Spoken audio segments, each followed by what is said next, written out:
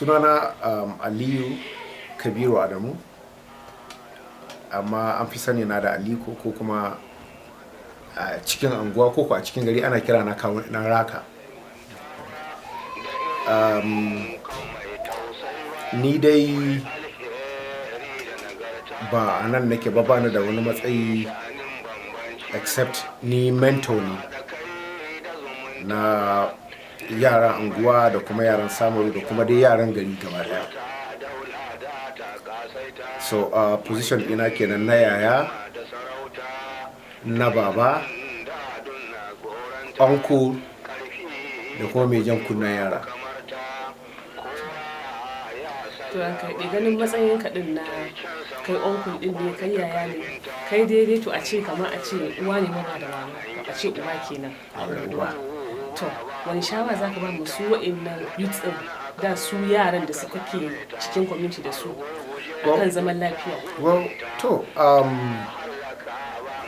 generally dai mu nan anguwan namu ba mu cika samun tashin hankali ba sosai, saboda mun tsaya muna fada da masu shan kwaya da masu sai da kwaya, sannan kuma mun yi forming vigilante da muke patrolling.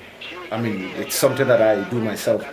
Amma ina cikin wanda suke zagayawa, amma mutane ba kowa ya san haka ba. Abin da zan iya faɗi a nan, yawanci dai abubuwan da ke faruwa most times laifi ne na iyaye, because saboda san yara yanzu yayi mana yawa, because ni dai so da yawa har yanzu ni old school ne. Abin da ya shafi tsawata ma yara, dan mu bambarin yara a unguwanmu da sassafe, irin yara su fito da sassafe, ko kuma in dare yayi irin wanda suke hangen akan culverts da corners din unguwa haka, ba ma bari. Sannan kuma muka ga bakin fiska muna kora. Abinda dai muke yi na, because sometimes inda iyayen suka dan bari, mu kuma na muke dan shiga, muke dan bridging gap din. Muna encouraging yara wajen karatu, muna ba da shawarwari kan karatu, ba ma shawarwari kawai ba. Muna going extra length, muna biyan musu kudin jarabawa kamar O levels haka, wanda za su yi GC.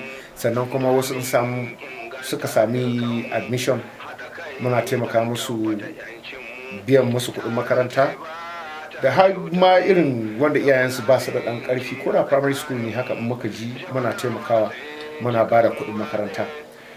Sannan abubuwan da ke faruwa most of times shine, abin da ke lalata ma yaran mu tarbiya shine shaye-shaye.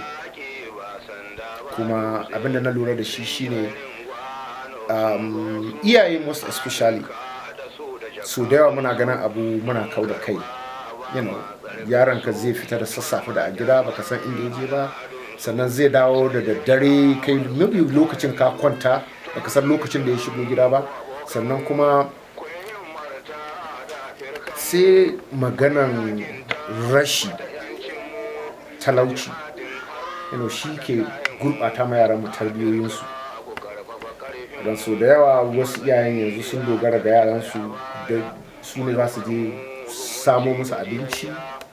Ba su san ko ta yaya ma za su samu abincin ba. Wasu za su je su yi sata, wasu za su ɗauki kayan wani da sauransu. Amma mu dai abubuwan da muke yi muna tsawatarwa. That's what abubuwan da muka san muna yi kenan mu a nan cikin anguwar dan raka, most especially muna tsawatarwa, ba ma barin yara su yi abin da suka ga dama, saboda mun yi alkawari za mu take consequences din, like za mu tarbiyatar da yara by fire and by force, ko suna so ko ba sa so, da karfin tsiya. So amma bacin hakan muna kokari mu taimaka musu, irin in muka reforming ɗinsu muna taimaka musu aiki mutum, because muna da collaboration da Samaru Development Association inda muke taimakawa haka ko muna da kaman teloli haka da kafintoci da bakanikai da muke suma suna cikin kungiyar SDS shi Samaru Development Association, so mukan taimaka amma ba ni kaɗai ba ne, da akwai manya-manyan mutane a cikin mu yan araka, akwai kamar su Ibrahim Dewu, Rear Admiral, akwai su Mubdiu da kuma su M Sheikh, so dukansu yaran unguwa ne haka tare muka tashi. They are all successful in their own fields, so abubuwan da muke yi kenan dai da muke taimakawa. Sannan kuma muna faɗa da masu sai da kwaya musu, especially irin kamar iyamurai da suka bubuɗe chemist haka, in muka ga mutum yana sai da kayan maye muna zuwa every length muga cewa Allah ya taimake mu, mun taimaki kanmu, mun yi stopping. So irin abubuwan da ke faruwa kenan. So da yawa dai haka wani lokaci mutane suna samun, ko mu muna samun cikas wajen koran iyamuran, saboda wani lokaci za mu je masu gidajen za su nuna mana ai su riga sun anshi kuɗin su, ba inda za su yi, ba za su iya koran su ba. So most times we take from there, sai mu kuma daga inda suka tsaya sai mu dasa. Wani lokaci mu biya su kuɗin su tashi, wani lokaci kuma mu kore su ta hanyar doka. So basically dai abubuwan da muke yi kenan, muke kokarin taimaka ma yara, especially wanda suke da kamar gurbatacciyar tarbiyya. Amma bacin haka dai mu dai a nan angonin alhamdulillah cikin araka ba mu cika samun matsaloli irin na gurbacewar tarbiyya ba, saboda gaskiya mun tashi tsaye, muna taimakawa. Kuma abin da ya fi karfinmu ne, muna da manya kamar su Professor Sheikh Abdullahi, wani lokaci da za mu je mu consulting, wani lokaci zai gaya mana okay to ai haka ko kuma ai haka. So alhamdulillah da cikin ɗan raka dai nan dai angonin namu. Sannan kuma akwai kamar wanda muka mai da su kamar 'yan sandanmu haka, wanda dai suke taya mu sintiri. Akwai wani da ake kiran shi Tukur, da komanda ake kiran shi. He's a very strong person, irin yana taimakawa sosai. Da in yaro ya fi karfi haka muna ganin ba za a iya ba, we break them, irin mu ba mu damu da abin consequences din ba. So I think abubuwan da suke taimaka mana kenan alhamdulillah. Sai kuma sai ko da mun hana su, saboda zai zamanto ka hana mutum ya yi abin da ya saba da yi ba, kuma kai baka da wani alternative, right? So alternatives din most times shine mu taimaka. In jaraba mutum yake son ya yi, ko ya gama makaranta ba shi da halin da zai biya kuɗin makaranta, sai mu biya mishi ya jaraba. In kuma sana'a yake son ya yi, sai ya gaya mana irin sana'a, sai mu kai shi wajen sana'a mu biya mishi. So abubuwan da muke yi kenan na taimakawa, saboda mu shawo kan lalacewar tarbiyya a cikin nama anguwar. So kin san gari ne yana da girma, amma shi maganan biyan makarantar da muke ba wai mun yi shi bane a cikin unguwarmu kawai nan ɗan raka. Muna yin shi har Samaru ne, saboda Samaru Development Association right su ne muka ba hakkin yin abin.